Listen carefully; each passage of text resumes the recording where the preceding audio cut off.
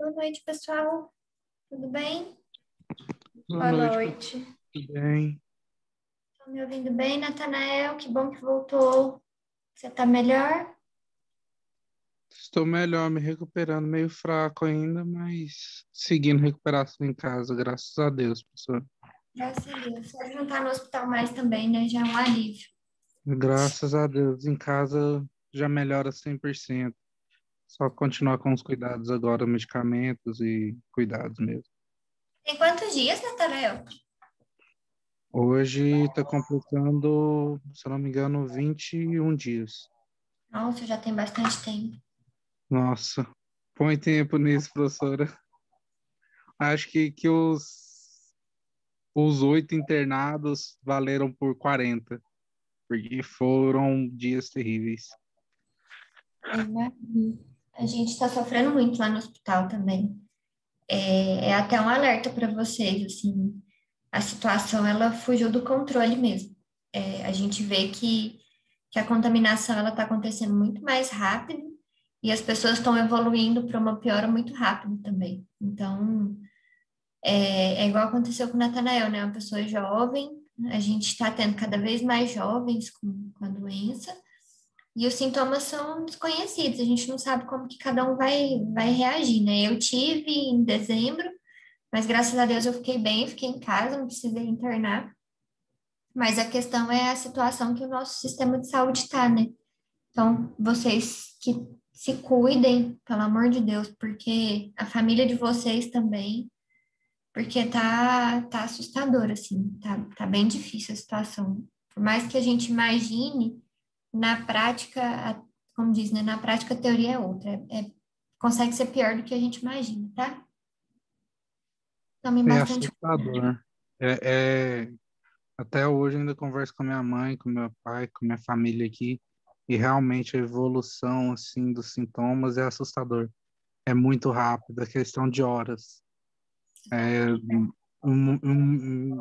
um momento eu estava bem e passou-se nem 1 hora e meia e eu já evolui muito rápido para falta de ar, infecção e nossa, é terrível, gente.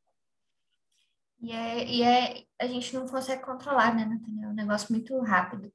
Ontem eu estava de plantão, a gente recebeu um paciente COVID, ele entrou assim bem, estava com a saturação até 92, e aí quando foi, isso foi de manhã, quando foi à tarde o paciente já estava entubado. Então, assim, é uma evolução muito rápida, a gente não sabe como que cada um comporta, o melhor que a gente pode fazer é proteger a gente, a família da gente, que é muito triste. Eu até hoje ainda estou assustado ainda com qual foi, quão debilitante é, sabe? Até hoje eu ainda olho assim para mim mesmo e falo assim, cara, como evolui tão rápido para te destruir tão rápido? Ainda não caiu a ficha, sabe? Que em tão pouco tempo aconteceu tanta coisa no meu corpo. Ainda falta ar, ainda cansa, ainda, mesmo deitado, tem hora que ainda tem que dar aquela respirada, assim, porque foi complicado. Perigoso, gente. Perigoso. Se cuidem mesmo. E você agora, principalmente com alimentação, né, Nathanael? Alimentação e hidratação. Faz toda Nossa, a gostei da diferença. alimentação. Eu tô até conversando com alguns colegas, lendo bastante artigos, porque, assim, uma coisa é a gente ler, outra coisa é a gente viver. E tá vivendo isso no meu corpo é muito assustador, professora. Uhum. Porque por mais que a gente fala aqui, é, quando a gente vive a debilitação nutricional, né, do vírus, é muito estranho, porque eu penso que eu estou bem nutrido, eu penso que eu estou bem hidratado, mas de repente que eu vou ver tá tudo alterado, não tem como. Então, assim, eu ainda tô tentando me organizar nutricionalmente para ver se eu recupero um pouco do que eu perdi em 1 semana. Eu perdi bastante peso, bastante massa magra, tô assim, sem forças mesmo. Agora mesmo eu tô deitado porque eu levantei, fui ali beber água, voltei cansado já. Então, É. assim, a parte nutricional é muito, muito, muito, muito complicado de repor. Muito A complicado. depressão é muito rápida, né? Esse que é o problema. A depressão, ela é muito agressiva. E aí, para recuperar, demora um pouco. O organismo não aceita mais alguns alimentos, sabe? Uhum, Por mais que força um pouquinho, que eu tente forçar, se eu forçar, eu passo mal porque tô sobrecarregando. Mas se uhum. não forçar também, você passa mal pela falta. Então é muito complicado. É difícil. Mas o que você precisar também até de alguma coisa aí, você pode dar o grito, a gente vai conversando, tá? Ok, Melhoras mais uma vez. Bom te ter de volta. muito obrigado. Vamos seguir. Pessoal, então boa noite para todo mundo. A nossa aula hoje é sobre lipídios. Vou compartilhar com vocês. E eu trouxe alguns vídeos para a nossa aula ficar um pouco mais interativa. A ideia inicial é que a gente tivesse essa aula teórica, né, sobre lipídios, e na semana que vem a aula prática. E depois a gente teria aula de proteínas, teórica, e depois a aula prática. Como provavelmente na semana que vem, né, saiu um novo decreto hoje, que vai entrar em vigor amanhã, são, se eu não me engano, 14 dias, então provavelmente a nossa aula prática da semana que vem, ela vai ficar para depois. Se isso for acontecer, a gente faz hoje a nossa teórica sobre lipídios, na semana que vem a nossa teórica sobre proteínas, tá? Em vez da gente ter a teórica e a prática, a teoria e a prática, a gente vai ter as teóricas agora, né, que a gente não consegue ter a prática, deixando as práticas para a gente fazer lá quando tiver a possibilidade de fazer. E aí, para vocês não terem um prejuízo de conteúdo e de assimilação de conteúdo, eu trouxe alguns vídeos que demonstram como que acontece isso na prática, tá? Então, hoje a gente vai falar sobre lipídios. Eu vou fazer com vocês, vocês que estão na disciplina de bromato, estão comigo também na disciplina de nutrição e dietética, a gente estudou muito sobre lipídios na semana passada. Então, tem muita coisa que a gente vai repetir, tá? Eu vou, então, ser mais superficial aqui, porque eu sei que a informação já foi dada, e a gente vai focar mais na parte de métodos mesmo, da extração de lipídios nos alimentos. E aí, a nossa disciplina, nós temos as atividades pós-aula, que valem 12 pontos, e nós temos dois relatórios que valem 19 pontos cada um. Um era sobre a aula prática de umidade cinzas, que vocês já fizeram, né? Os alunos que já justificaram também, já enviei os e-mails. Eu acredito que agora todo mundo que tinha que justificar, justificou. Depois eu vejo o seu caso, Natanael, com a professora Cíntia. E o que eu ia falar? Ah, tá. Desse relatório de umidade em cinzas, então fica ok para todo mundo. E aí, a segunda atividade, como a gente não vai ter essa aula prática de proteína de lipídios na semana que vem, eu vou passar para vocês uma revisão de literatura sobre o tema, tá? Inclusive, vai sanar bastante dúvidas de muitos de vocês em relação aos olhos, que vem de encontro também com a disciplina de nutrição e dietética. Então, eu vou passar para vocês no final da aula esse é uma revisão que vocês vão fazer busca em artigos científicos. Eu posso até mostrar para vocês como que vocês vão buscar esses artigos na internet. Eu acho que vocês já devem ter feito isso. Os dois fóruns, eles também valem nota, tá? De pós-aula, os fóruns da pós-aula, tá? Os fóruns e aquelas atividades de marca X, eles entram nesses 12 pontos de pós-aula. O relatório de umidade e cinzas e essa revisão de lipídios, que vão valer 19 pontos cada um, tá? E os 50 pontos de prova. Então, o pós-aula de hoje mesmo são questões de marcar X, tá? Eu já deixei lá para vocês, vai estar liberado, se eu não me engano, 8h20, que eu coloquei para liberar, mas acabando a aula já vai estar liberado para vocês. E aí, essa revisão que vocês vão fazer em artigo científico, em livros mesmo, na biblioteca virtual de vocês, tem uma série de livros. Pra gente, eu vou explicar, mas é bem simples, não é nada complexo. É uma pesquisa que vocês vão fazer sobre os diferentes tipos de óleo que a gente pode usar para cozinhar, tá? Então, existe uma discussão: qual óleo é o melhor para fazer comida? Óleo de coco, azeite, o azeite extra virgem, o azeite misto, óleo de soja, canola, girassol, enfim, tá? É uma pesquisa basicamente sobre isso. Então, é uma coisa que... Professora, eu caí e não vi se você respondeu sobre os fóruns. Os fóruns, eles vão contar na nota também dentro das atividades de pós-aula, tá? Eles vão compor os 12 pontos de pós-aula. O que vai valer 19 pontos cada um. Um é o relatório de umidade e cinzas, daquela aula prática que a gente teve, e outra vai ser essa revisão que a gente vai fazer sobre lipídios, tá? Que eu vou mostrar para vocês no final da aula. E aí, a aula de hoje, ela tem já os exercícios para vocês fazerem lá no Ava de marcar X também, como pós-aula, para valer nota também, tá? Lembrando que esses pós-aulas que estão lá no Ava, que são os fóruns e essas atividades de marcar X, Fernanda, depois eu vou ver isso aqui com você, tá? No final da aula, você me lembra, por favor, das faltas. O que eu estava falando? Esqueci.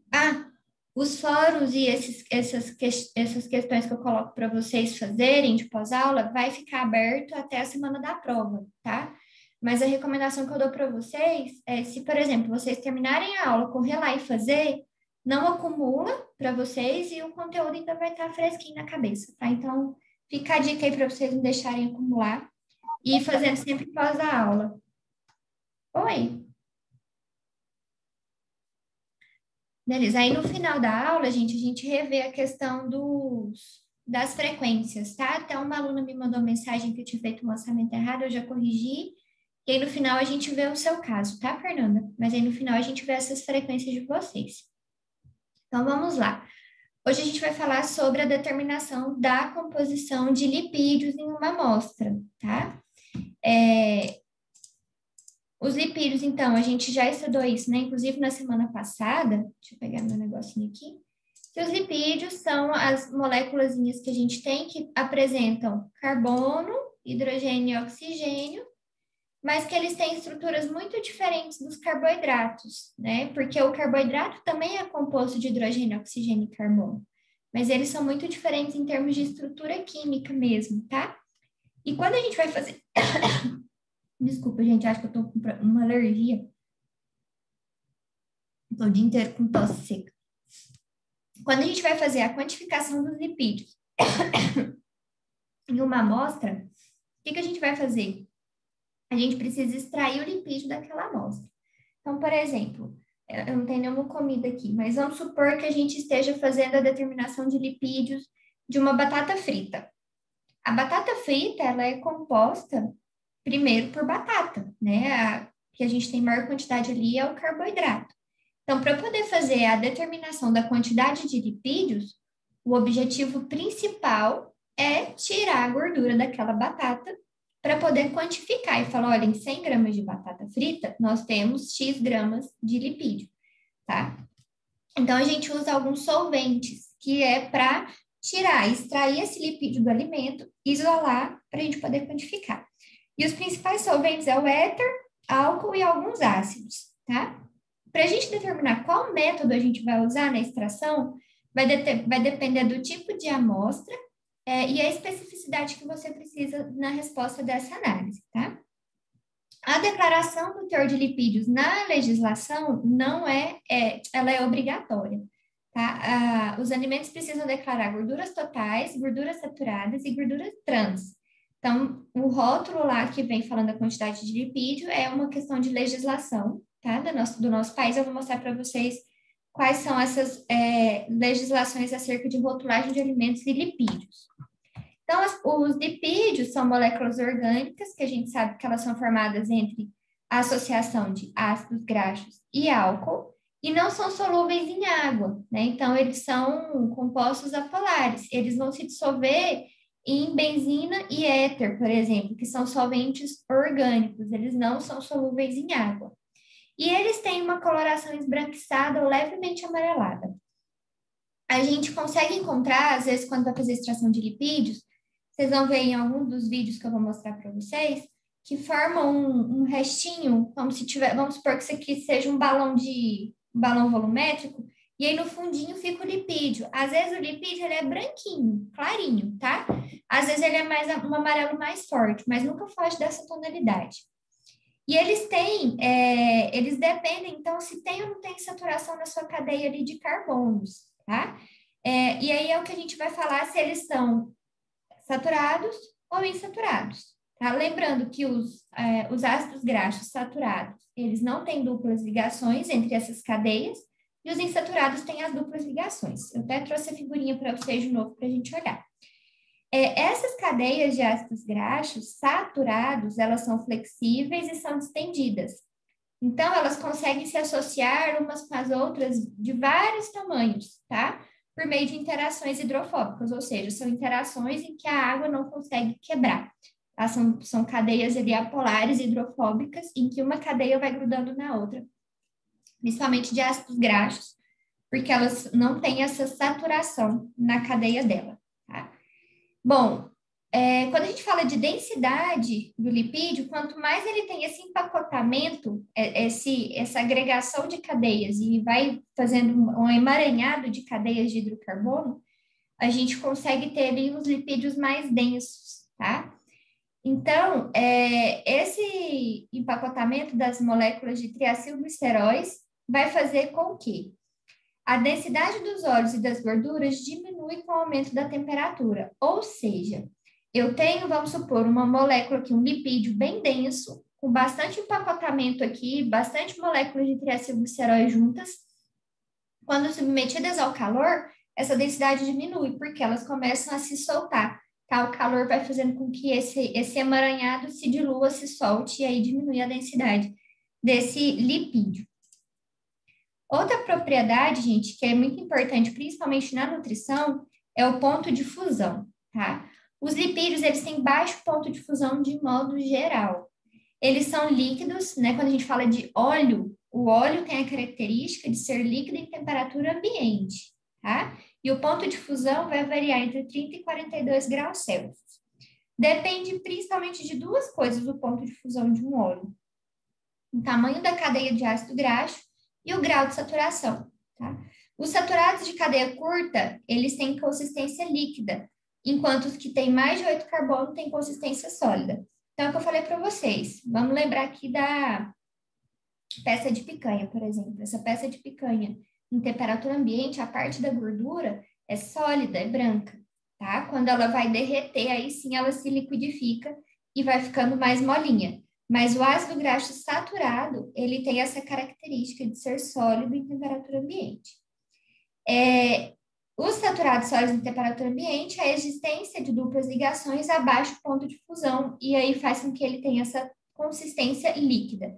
Então, os pontos de fusão, na verdade, a gente vai sempre lembrar, lipídios têm baixo ponto de fusão, tá? Que aqui é o que a gente fala de ponto de fumaça também, tá?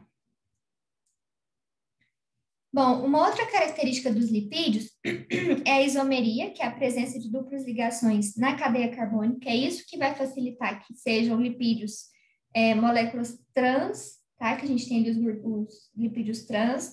Então, eu acho que até mostrei para vocês a figura, que eu tenho 2 carbonos e hidrogênio. Se eu tenho esses carbonos ligados em hidrogênio aqui, oxigênio, na conformação cis, ok. Mas, às vezes, alguns processos industriais mudam essa conformação e muda de cis para trans, tá? É um processo que acontece na indústria com o objetivo de aumentar o tempo de vida, de melhorar o sabor, a consistência daquele alimento. A gente encontra muito alimento com gordura trans industrializado. E os óleos, eles têm aqui, os óleos que são esses líquidos, o ponto de fusão dele na temperatura menor que 20, tá? Esses daqui, gente, são os óleos que a gente fala de gorduras trans. Então, são gorduras que o ponto de fusão são menor ainda que das gorduras, tá? Isso é muito importante a gente observar também.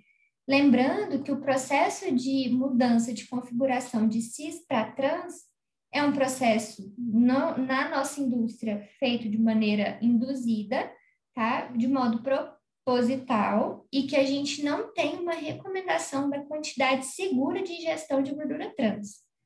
Tá? Não existe. Se vocês forem olhar na RDA, gordura trans, foi definido que o ser humano ele não pode consumir mais que 2 gramas de gordura trans por dia, depois que tiveram estudos comprovando a relação entre o consumo de gordura trans e doenças cardiovasculares.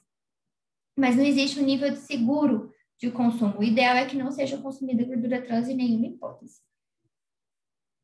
Bom, a viscosidade da gordura vai depender da fricção interna entre os lipídios que constituem ela, tá? Os óleos, eles têm uma viscosidade intermediária, enquanto as gorduras, elas vão ter um comportamento de plasticidade. Tá? Isso aqui tem a ver com essa característica, essa propriedade de viscosidade de óleos e gorduras. Índice de refração, gente, é quando a gente tem o índice de refração aumenta quando aumenta o comprimento da cadeia.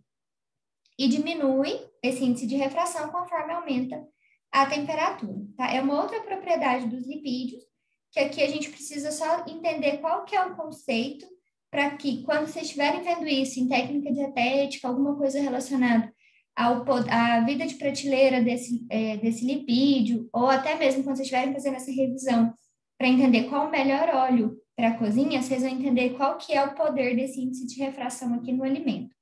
Mas é para vocês entenderem o conceito dessa propriedade aqui.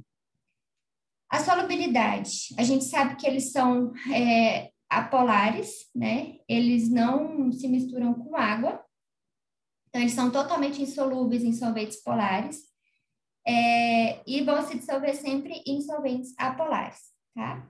A solubilidade diminui à medida que aumenta o comprimento da cadeia e o grau de insaturação. Então, quanto maior esse lipídio, maior o comprimento da cadeia desse lipídio, maior quantidade de duplas ligações ele tem ali de insaturações, menos solúvel ele é. Tá? A gente vai precisar aí quando a gente está fazendo a extração desse lipídio, por exemplo, na bromatologia, a gente vai precisar talvez de uma quantidade maior de extrator, de solvente. Tá? E aí vocês vão perceber também que quando a gente vai fazer essa determinação centesimal, a gente não pode utilizar o alimento inteiro, a gente precisa macerar o alimento para que ele esteja bem triturado, bem pequenininho, porque isso aí já faz parte também da análise, de quebrar o máximo possível esse alimento, de triturar, tá? Para facilitar que o solvente tenha acesso a todas as camadas ali do alimento e faça a extração do melhor jeito possível. E aí as propriedades químicas, né? Eles são capazes de sofrer diversas reações químicas. Isso vai depender, gente, principalmente temperatura e oxigênio. A temperatura e o oxigênio são dois fatores que têm uma influência muito grande no comportamento desses lipídios. Tá? A gente pode ter lipídios que se oxidam muito rápido. Por exemplo, vocês já devem ter observado que o azeite de oliva, ele sempre é vendido, né? Pelo menos deve ser vendido em frascos escuros, frascos que a gente fala de âmbar, né, que protege ali contra a luz solar. Por quê? Porque a incidência de luz, o calor, faz com que esses lipídios ali dentro oxidem, tá? Uma outra questão, a embalagem. Quando a gente vai comprar o azeite, uma outra coisa que a gente tem que observar, a embalagem não pode ser de alumínio, tem que ser no vidro, tá? Porque o alumínio ele vai liberando com o tempo metais pesados, que conseguem degradar também o lipídio, além de fazerem mal para a nossa saúde. Então, quando vocês forem comprar o azeite, tem que observar tudo isso. Se está em frasco escuro, tá? Se está descrito lá azeite de oliva extra virgem, tá? E se ele está numa embalagem de vidro, tá? São três coisas que garantem ali a conservação melhor das propriedades dos ácidos graxos daquele azeite, tá? Então, temperatura e oxigênio influenciam muito na característica, na propriedade desse lipídio. E aí, quando a gente fala de oxidação, né, é a transformação dos lipídios que vão ter esses ácidos graxos insaturados ou em ácidos graxos insaturados livres. O que acontece? Todas as gorduras, gente, têm triacilgliceróis com ácidos graxos insaturados. Todas, tá? Vai depender aqui da quantidade. Tem gordura que vai ter esses ácidos graxos insaturados em maior ou menor quantidade. Então, todas têm, tá? Quando esses lipídios são conservados de maneira inadequada, então, quando, por exemplo, a gente pega esse azeite e deixa ele exposto na prateleira do supermercado, num vidro transparente ou num alumínio, né, a gente está ali com armazenamento inadequado. Essas duplas ligações ali dos lipídios insaturados, elas vão se rompendo. Conforme elas se rompem, elas formam radicais livres, tá? Porque vão ficando moléculas soltas e aí elas começam a se agregar formando radicais livres. Esses radicais livres, eles vão reagir com oxigênio e vão causar a oxidação, então. Essa oxidação, ela gera produtos, sabores ruins, né? A gente chama de rancificação oxidativa. Fala, esse negócio tá com gosto de ranço, esse alimento já tá rançoso, vocês já devem ter ouvido falar isso. Diminui aqui a cor do alimento, muda o valor nutritivo, tá? A gente precisa tomar muito cuidado com essa reação de oxidação, porque além de perder o atrativo de paladar, de visão do alimento, a gente tem formação aí de radicais livres que vão interagir com o oxigênio e são prejudiciais para o organismo, tá bom? Então, a gente não pode deixar com que isso aconteça. E, consequentemente, o alimento começa com esse processo, essa reação de oxidação, entra nesse processo de rancificação, ele diminui o tempo de prateleira, diminui aí o tempo de conservação, tá? Tempo de prateleira, gente, vocês sabem o que é? Vocês já ouviram falar? É comum para vocês esse termo? Já sim, professora. Tá bom, obrigada. Bom, a reação de saponificação é uma outra reação que acontece. É quando um éster, tá, com uma base, ela vai produzir ali um álcool e um ácido carboxílico. Essa reação ocorre quando um éster em solução aquosa origina um sal orgânico e álcool. Então, eu tenho um éster reagindo com uma base, vai formar sabão e glicerol. Essa reação aqui, gente, que faz com que a gente tenha a possibilidade de formar sabão, né? Vocês já devem ter visto fazer sabão caseiro, que usa óleo velho, usa, se eu não me engano, soda cáustica, e aí forma o sabão, tá? O sabão que a gente usa, fazer muito sabão em roça, né? Super perigoso, porque vai soda cáustica e vai no fogo. Então, essa reação também é conhecida como hidrólise alcalina, que ela permite com que a gente tenha, então, a fabricação de sabão, tá? Vocês já viram fazer isso em roça, fazenda? Meu pai fazia isso em casa. Vocês já viram fazer isso, gente? Sim, Sim, a produção. minha avó ainda faz na casa dela. Aqui em casa a gente faz também. E é perigoso, né? Tem que tomar muito cuidado. É essa reação de saponificação, tá?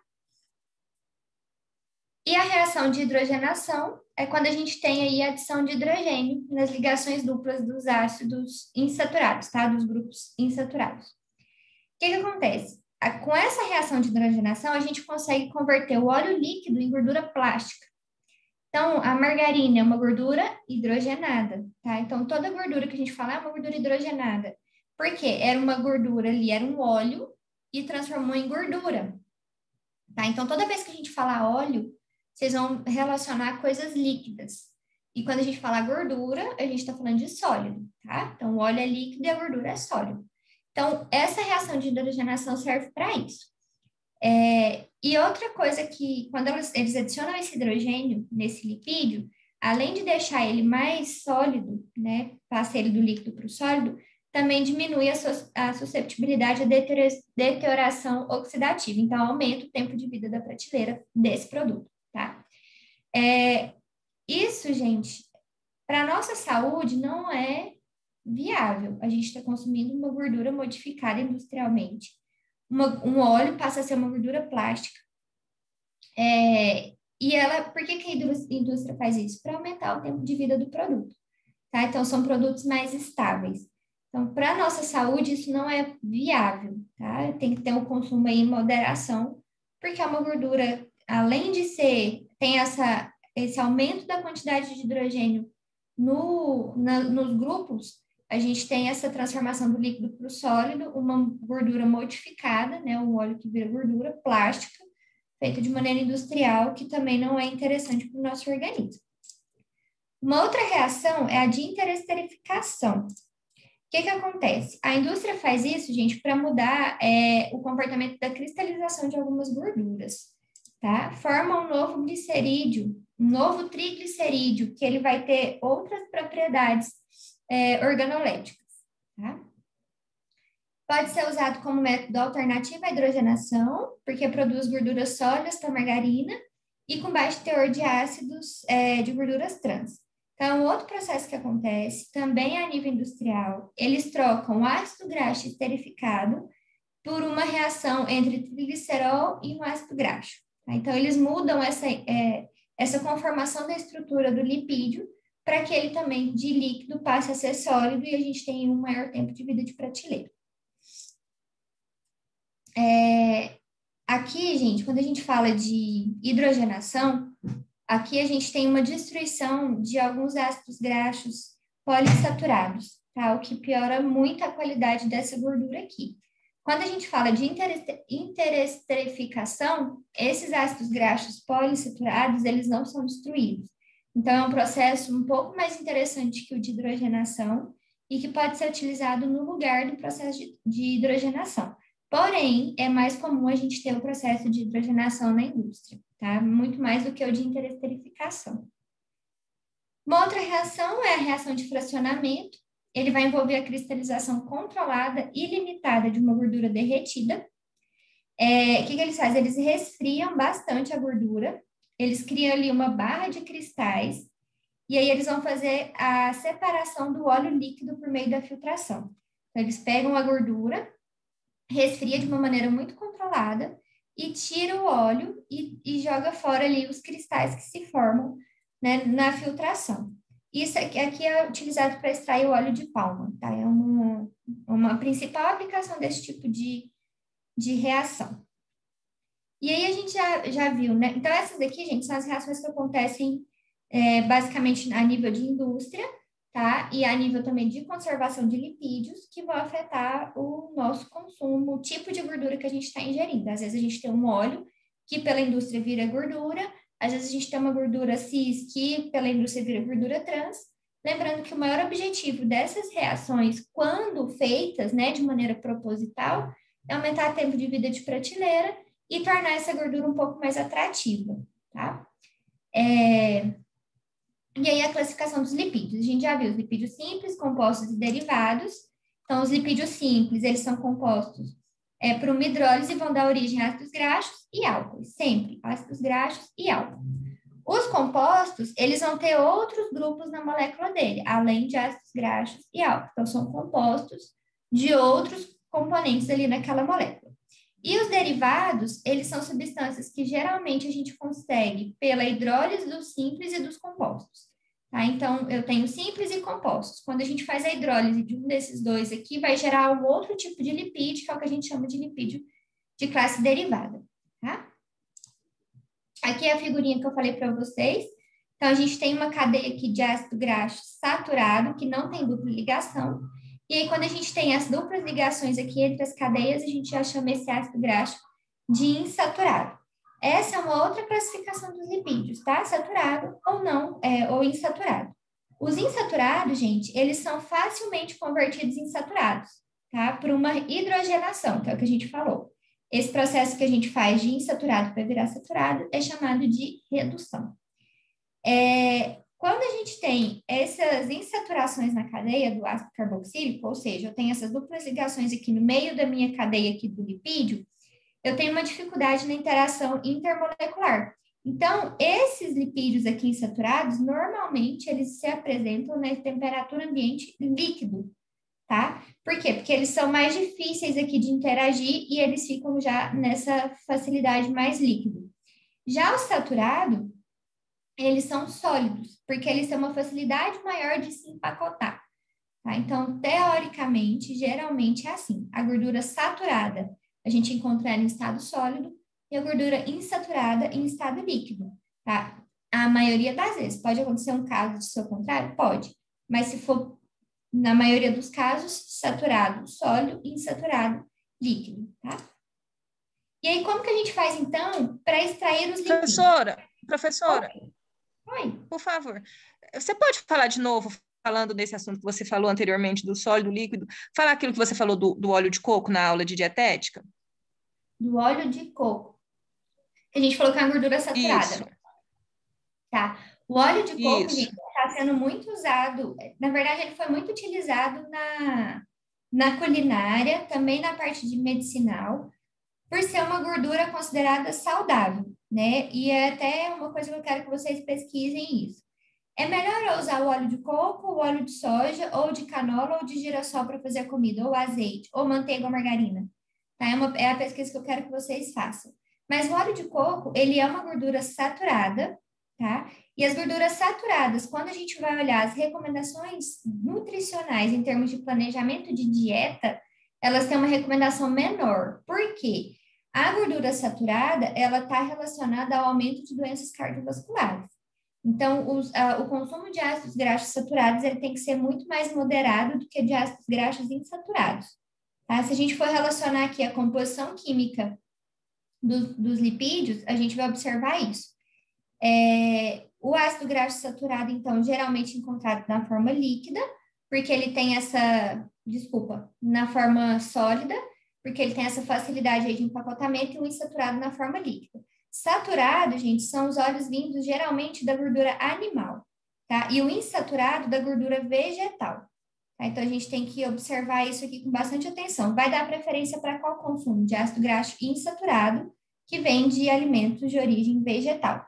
E o saturado de alimentos de origem animal. Aqui vocês vão lembrar sempre da gordura da carne, tá? Da picanha, do cupim, que tem aquela gordura branca sólida. Gordura saturada vem de gordura animal. Tá? Aqui é o que a gente fala da banha de porco. Tá? A banha de porco é uma gordura saturada. O óleo de coco, na verdade, acho que foi a Alana que me chamou, ele é uma gordura insaturada. Tá? Ele não é saturado, ele é insaturado, que vem de um óleo vegetal e ele é líquido. Certo? Ficou mais claro? Mas ele fica durinho, né? Ele fica durinho, é aí que a gente estava falando. Esses óleos, por exemplo, se a gente aquecer ele um pouquinho, ele já liquidifica. Então, são comportamentos, quando a gente faz a extração, alguém falou comigo aqui. Professora, acho que eu confundi um pouco. Então, o óleo de coco é insaturado? Ele é insaturado. Deixa eu só olhar aqui. E os saturados são de origem animal e o insaturado é vegetal. E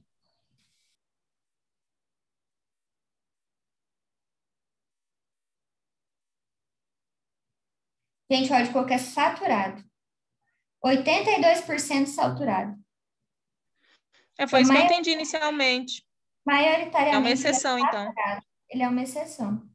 Eu também entendi saturado no começo. Ele é 82% saturado e 18% insaturado. Por isso, aí o LD, vou até anotar aqui para vocês, óleo de coco. Ele é 82% saturado e está relacionado, gente, o consumo dele, não só dele, né? Mas as gorduras saturadas, em geral, elas são de origem animal. Origem animal, estão em estado sólido, tá? Os insaturados, geralmente são de origem vegetal e estão em estado líquido, tá? E aí, o que é importante a gente pensar? A questão da recomendação dessas gorduras. Então, a gente tem a recomendação tanto para consumo de gorduras totais, de ácidos graxos saturados, ácidos graxos insaturados, colesterol total, tá? E como eu falei para vocês, a gente não tem uma recomendação segura para o consumo de gordura trans. Foi definido por consenso e por alguns estudos epidemiológicos que no máximo são 2 miligramas dia, agora não lembro se é miligrama ou grama, tá? Dia, mas não é uma recomendação que fala assim, eu devo comer gordura trans todo dia. Não é isso. É o máximo que você pode consumir que entende-se que não vai fazer dano. Mas, teoricamente, gordura trans ela não deve ser consumida. Os ácidos graxos, a gente vai ver as recomendações. A recomendação de gordura está aqui. Aí, embaixo dessa recomendação de gordura, eu tenho o saturado e o insaturado, tá? O insaturado, a recomendação é maior. Por quê? São gorduras que a gente fala que são gorduras do bem, são gorduras benéficas, tá? São gorduras que o nosso corpo consegue aproveitar de uma maneira melhor. Já os ácidos graxos saturados, eles que estão presentes principalmente nos alimentos de origem animal, eles estão relacionados diretamente com doenças cardiovasculares.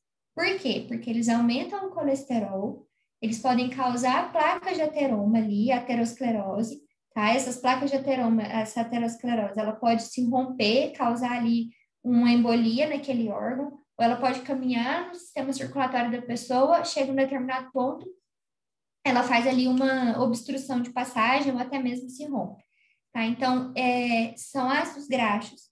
Precisamos consumir? Precisamos. Agora, a gente precisa escolher melhor a fonte desses ácidos graxos. E aí, uma questão do óleo de coco é exatamente essa.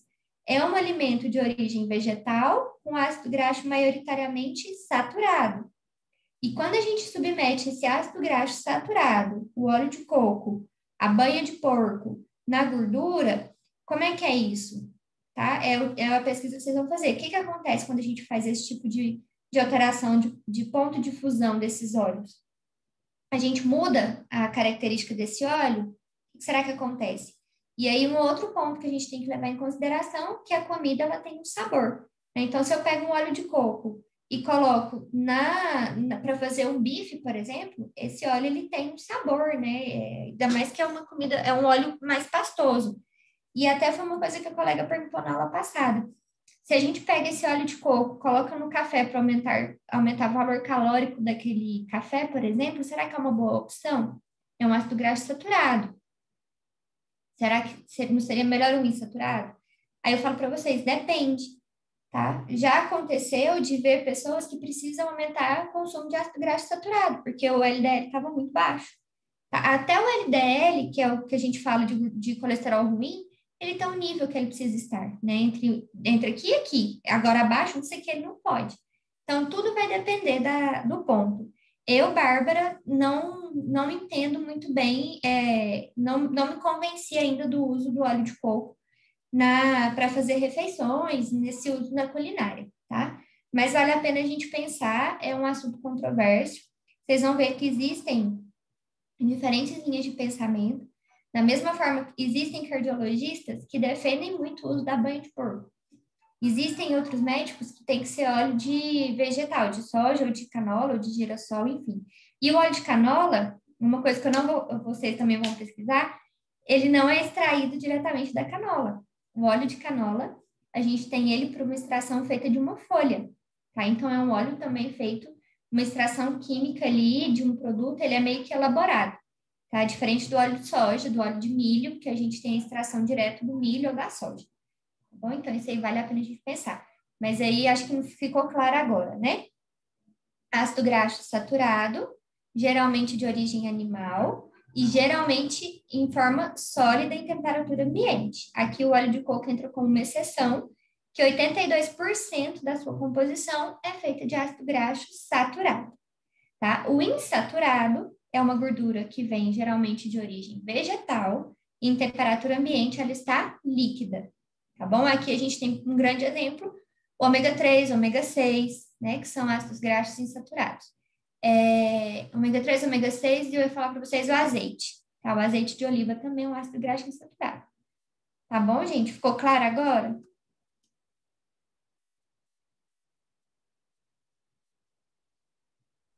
Sim. Tá bom. Qualquer coisa vocês me parem. Bom, e aí como que a gente vai fazer para extrair esses lipídios dos alimentos, para fazer essa determinação? Existe um tipo de extração que a gente fala extração com solvente a quente. Então, como eu falei para vocês, os lipídios, eles não são solúveis em água. A gente precisa de um solvente que faça essa extração. Então, a gente tem essa extração com solvente a quente. Ela vai depender de 3 fatores. A extração da gordura da amostra com solvente. Aí, depois que eu extrair, então, vamos supor, eu tenho... aqui está o meu solvente, vamos supor que é álcool. E aqui dentro a minha amostra, vamos supor que é a batata frita macerada aqui dentro. Eu preciso fazer o quê? Eu preciso pegar que o solvente abrace essa gordura dessa batata e eu consiga tirar fora tudo que não é lipídio, e aqui vai ficar solvente com lipídio. Aí esse solvente, ele precisa evaporar para que eu tenha só a gordura aqui na minha mão. E essa gordura eu vou pesar, tá? Então, basicamente, essa é a estratégia dessa extração com solvente a quente. Você deixa a amostra ali em contato com esse solvente a quente. Esse solvente vai grudar, né? Vai tirar toda a gordura que está naquela amostra, vai desengordurar a amostra. Essa amostra você descarta, porque aqui está carboidrato, proteína, tem fibras, tem tudo que não é gordura, tá? E aí você fica com o solvente aqui mais a amostra. Aí você vai evaporar o solvente e vai ficar só com essa gordura que você vai pesar e saber quanto que ficou. Basicamente, as técnicas são essas.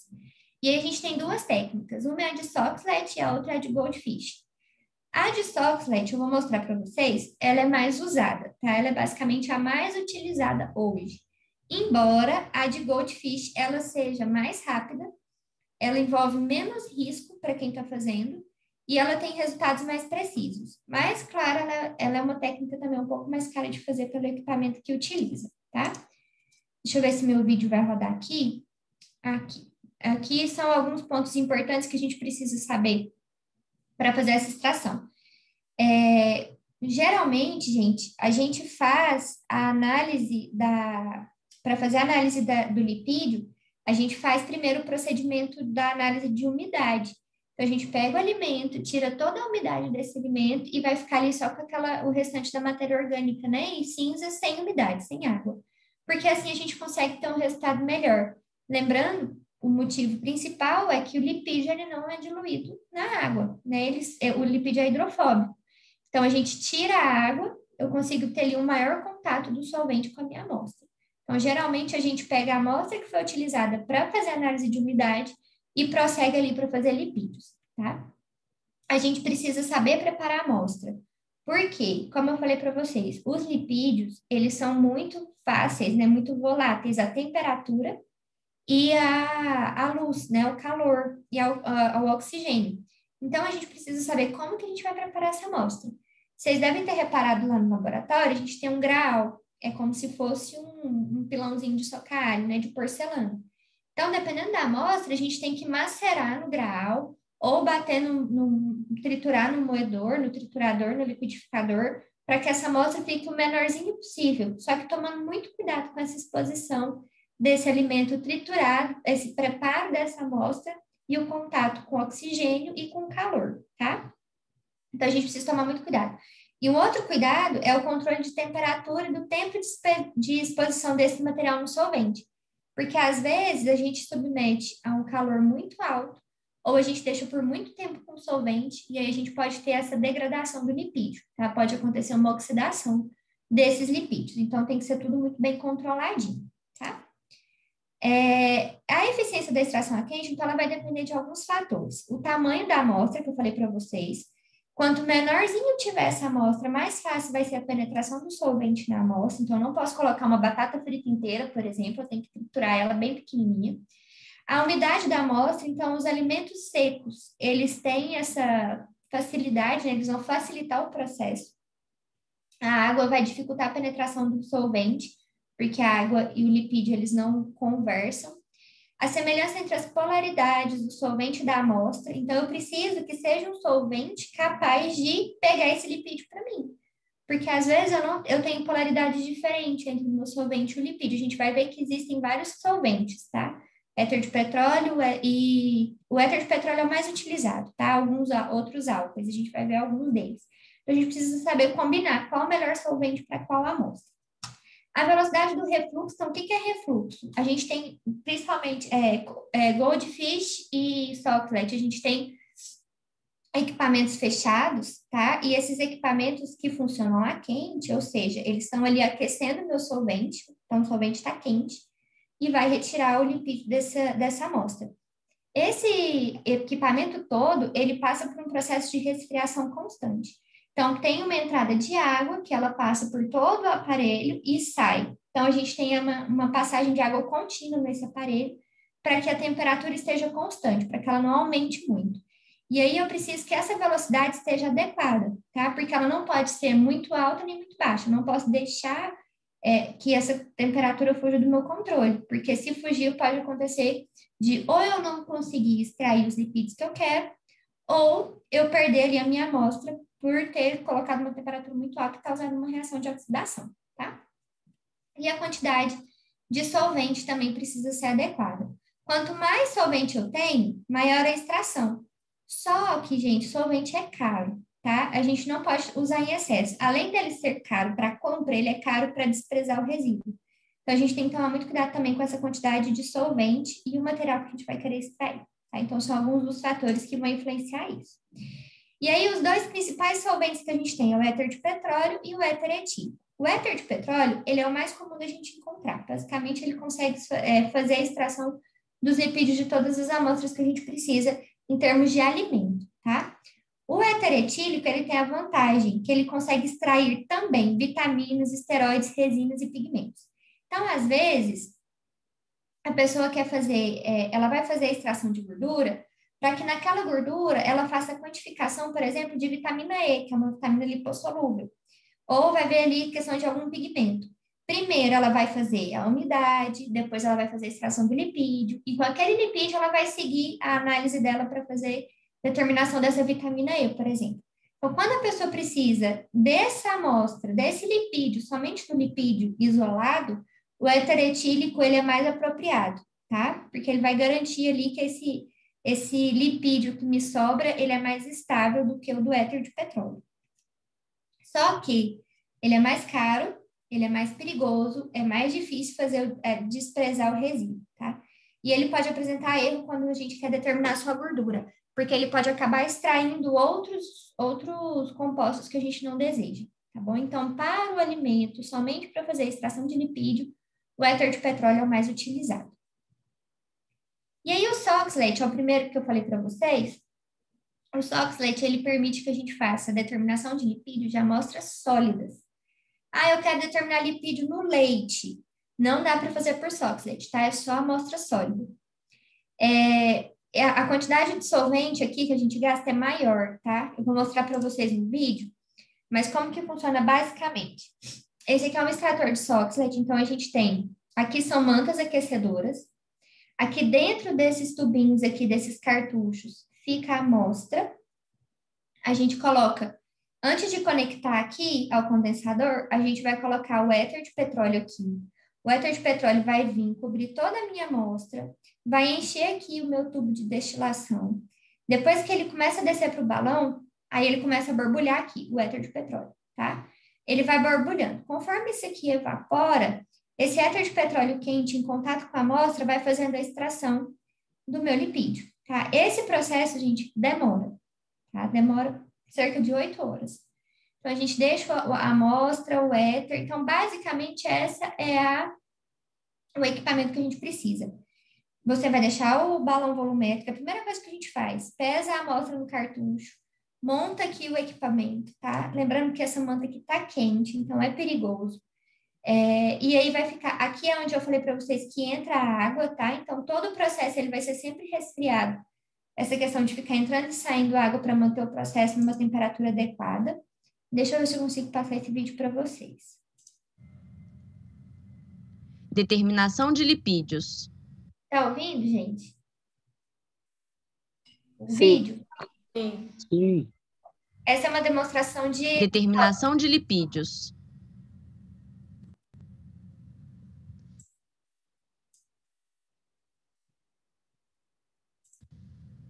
Técnica SOxLAT.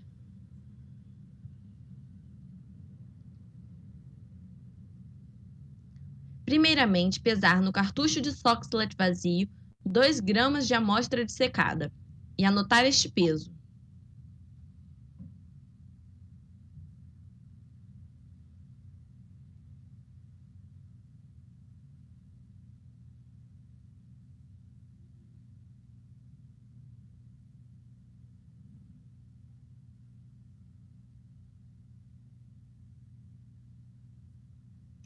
Ela demora 1000 horas para pesar. ml de capacidade. Pesou a amostra, agora ela vai pesar o balão. Com aquela pinça que a gente adora.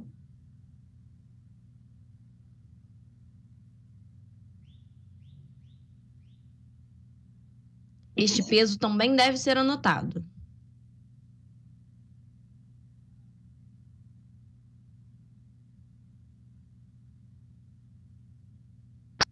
Colocar gelo na serpentina que irá resfriar o condensador aonde fica acoplado o extrator de SOxLAT. E em seguida, abra o registro para que a água circule pelo equipamento. Lembre-se de, ao longo do processo, repor este gelo. Se não resfriar, gente, pode estourar tudo, tá? Então é super importante sempre ter esse processo de resfriar. Com o auxílio de uma pinça, pegar o balão de SOxLAT e apoiar sobre a bancada. Ela vai montar o sistema agora. Ela não tá de luva, mas reparem que ela não encosta em nada. Ela só pega com a pinça.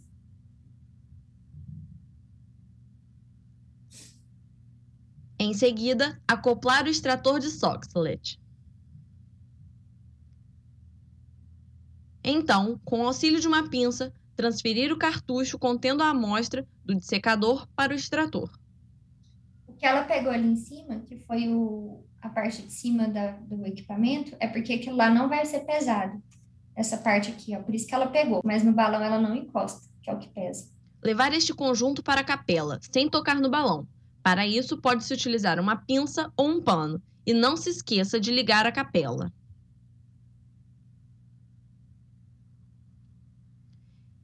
Então, encher com éter o extrator até que ocorra a sifonagem.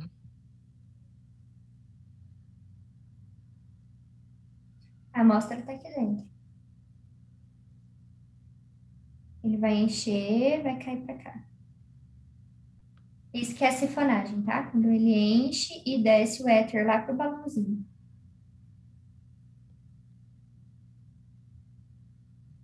Aí.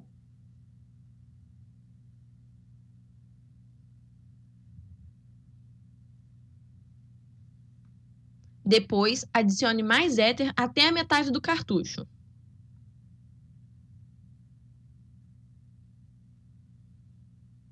Feche o éter e leve o conjunto balão, cartucho e extrator utilizando uma pinça até o destilador.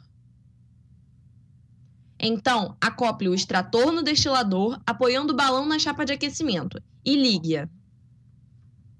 Eu tenho medo disso, gente, porque é vidro com vidro aqui, ó. Dá um medo de quebrar e aqui tá quente.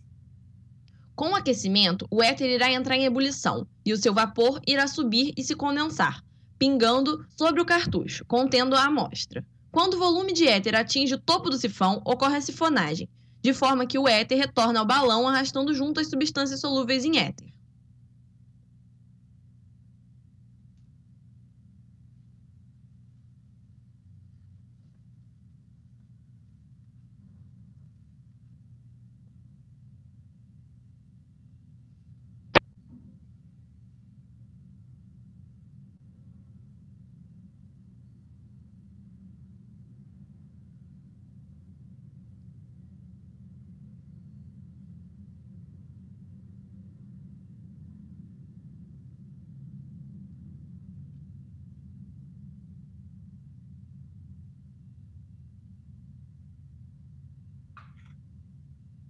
Esta extração deve ocorrer por 8 horas.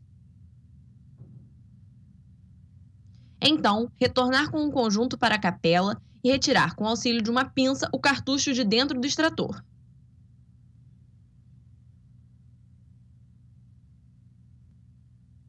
Então, desacoplar o extrator do balão e descartar o éter contido nele.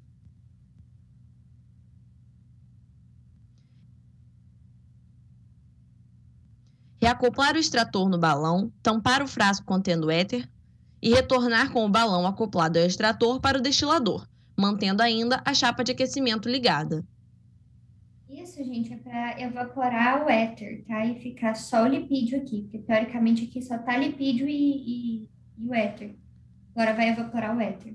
Note que um pouco do éter ainda está no balão de Soxhlet, ficando no balão apenas a fração oleosa. Então, levar novamente para a capela, descartar o éter contido no extrator e retornar apenas com o balão para a chapa de aquecimento para evaporar os resquícios de éter. Olha o tantinho de gordura. Professora, ela descartar esse éter de novo no frasco não tem problema, não? Aquele frasco é de resíduo mesmo. É um frasco próprio para resíduo. Ah, tá. De descarte, né, no caso. Isso, de descarte. Uhum. Ah, tá. Aí, o que acontece aqui? Depois que... Vou passar assim, porque ela é bem devagar. Aqui dá para vocês verem, ó. Aí, depois que tira lá do extrator, ela coloca até na estufa a 105 graus para terminar de evaporar qualquer resquício de éter e ficar só o lipídio. Aqui temos um exemplo de balão após a extração. Olha o tantinho de lipídio. Opa. E ali dá para vocês verem que é um lipídio bem clarinho dessa amostra dela.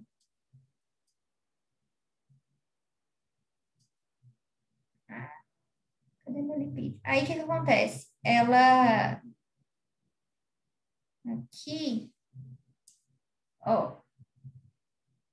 Ah, pronto. negócio agora não me obedece. Fica só um pouquinho de lipídio, que depois que vai para a estufa, né? A olho nu é bem pouquinho. Daí ela pesa esse balão e vai fazer a diferença de peso entre o início. Então, pesar o balão contendo lipídio com auxílio de É basicamente isso, tá, gente? O de Soxhlet. Lembrando que não pode fazer com a amostra líquida, tem que ser com a amostra úmida, porque se for líquida, ela vai escorrer tudinho desse cartucho, né? Então, só com a amostra sólida. E aí, depois que ela passa, que tira a amostra, o éter sobe, ela pega ainda o que vai sobrar do balãozinho, que é só o lipídio, basicamente, mas ela ainda põe na estufa para poder tirar qualquer resquício de éter. E aí pesa de novo o balãozinho. Aí vai ser o peso final menos o peso inicial, dividido pelo peso da amostra, que é o que vocês fazem também, cinzas e umidade. Então, é um método bem simples, só que vocês viram que ele demora 8 horas só aqui no equipamento, tá? Fora a parte de pesagem, de montar a vidraria e tudo mais, tá? Então, é uma análise um pouco demorada. O de Goldfish, ele também usa o refluxo do solvente para fazer a extração, né? Que é basicamente a mesma coisa do éter.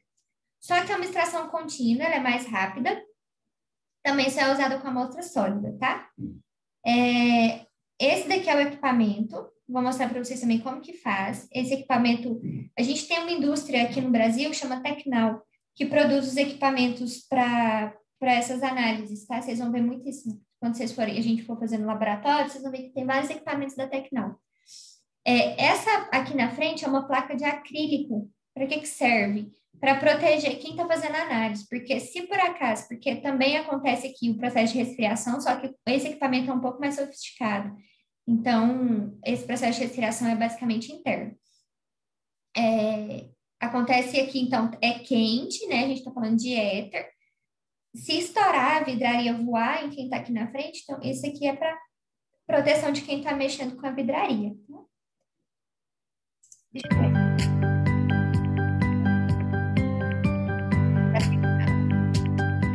Olá, meu nome é... Esse vídeo aqui, gente, ele é bem legal. Ele vai fazer a comparação entre Goldfish e Soxhlet, tá? Aí já dá para vocês entenderem um pouquinho como que funciona o Soxhlet. Valmir, eu sou o gerente de aplicações da Tecnal. Hoje estamos aqui para falar da determinação de gordura.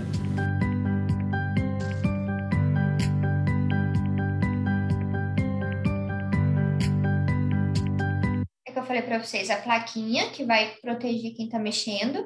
E aqui fica o equipamento marcando a temperatura, né? Diferente do de Soxhlet, que a gente não consegue ter esse controle tão certo. E aqui, ó, a gente tem 8 amostras ao mesmo tempo acontecendo aqui. Desejável para a maioria das pessoas, por nos deixar mais rechonchudos, tem um papel muito importante em nosso metabolismo, armazenando energia e carregando, através do nosso metabolismo, algumas vitaminas que são solúveis nela. O método mais conhecido para essa determinação hoje é o Soxhlet. Porém, existe um método mais rápido e mais prático. O equipamento deles de Soxhlet aqui, ó, são plaquinhas, né? Tipo uns azulejinhos que também esquentam, tá? É bem legal o equipamento deles. É mais profissional, só que geralmente é mais caro. Para essa determinação, chamado de Goldfish. O método de Soxhlet é um processo de extração a frio e intermitente. Isso quer dizer que a amostra é banhada por um solvente orgânico de maneira intermitente. Ele falou a frio, não é a quente, tá, gente? Ele errou isso aí. É a quente. A frio é só a Blind Dial, que eu vou mostrar para vocês.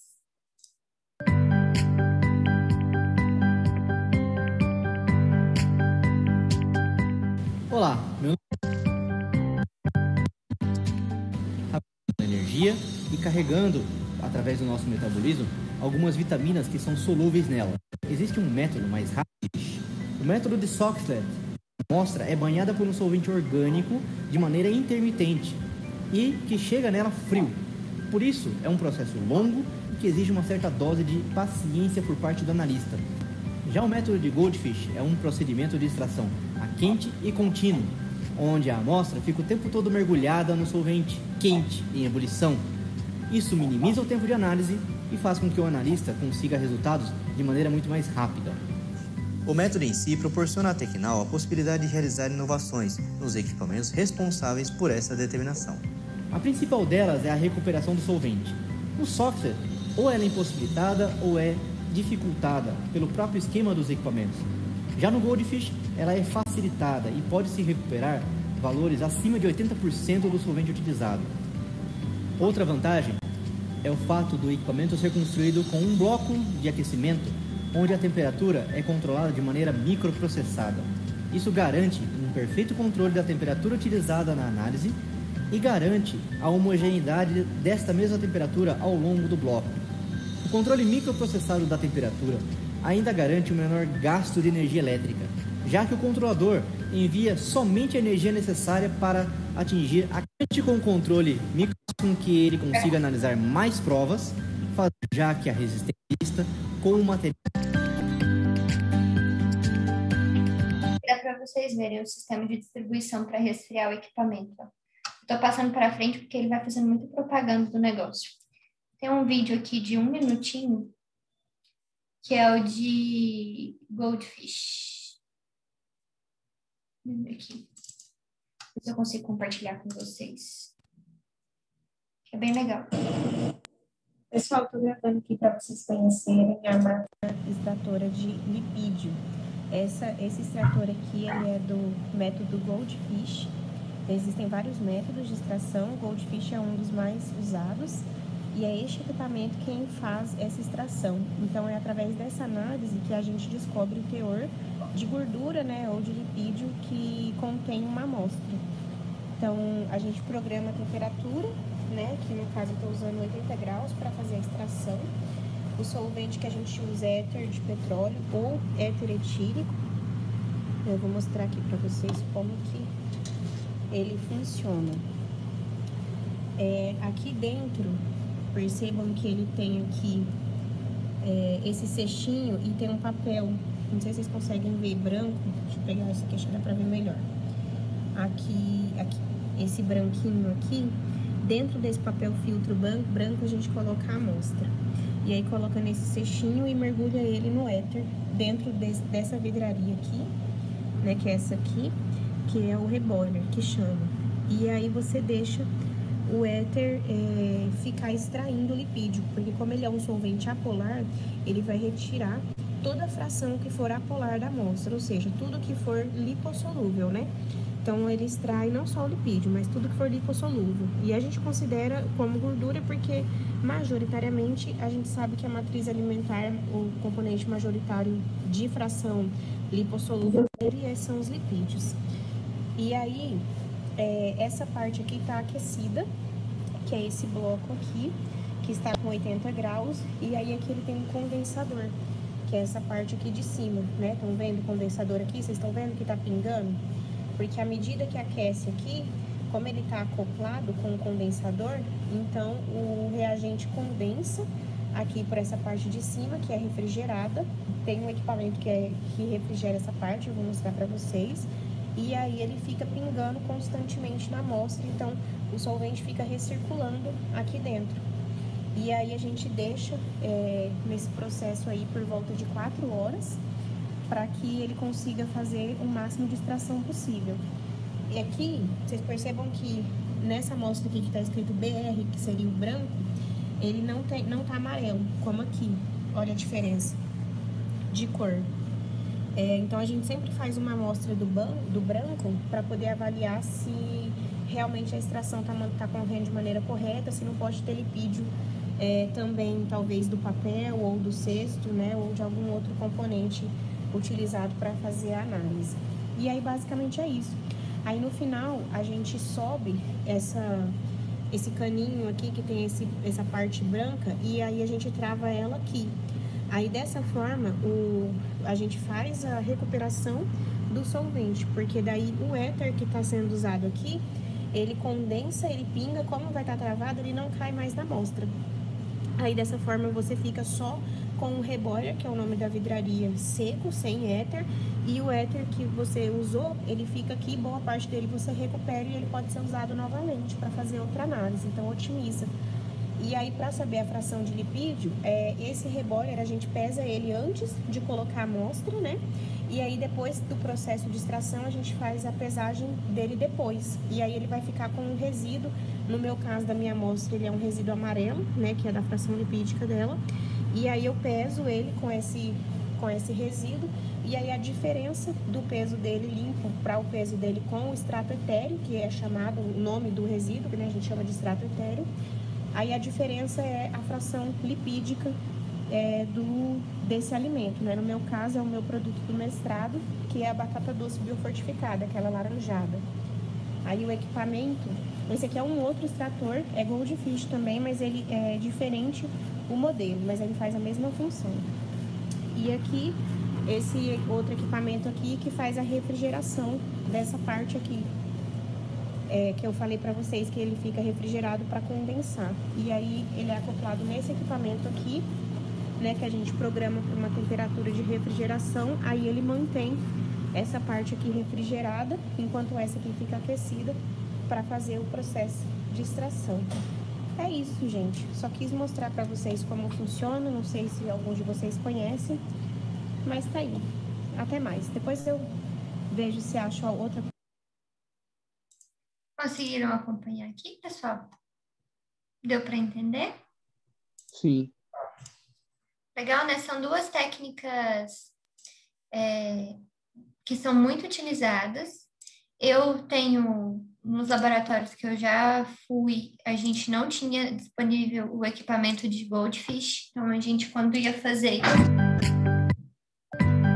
e não era Blind Dyer, a gente utilizava a outra técnica, que é a de Soxhlet, porque é uma técnica que vocês viram que a gente consegue meio que improvisar no laboratório, né? Tem a manta de aquecimento, o balão faz o acoplamento ali com o condensador e faz essa entrada de água. Goldfish é mais rápido, é uma extração que vai acontecer contínua, né?